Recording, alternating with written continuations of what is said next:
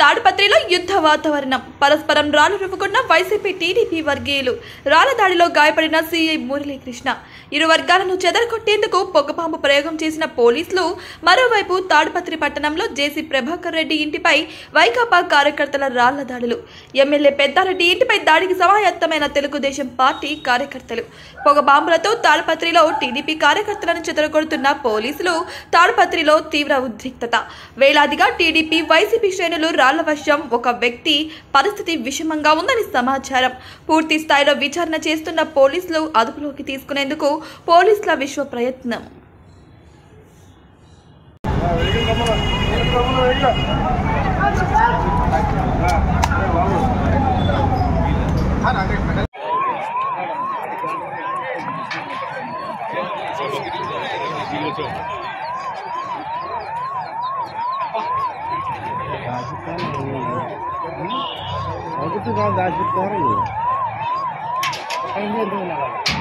అదే మళ్ళా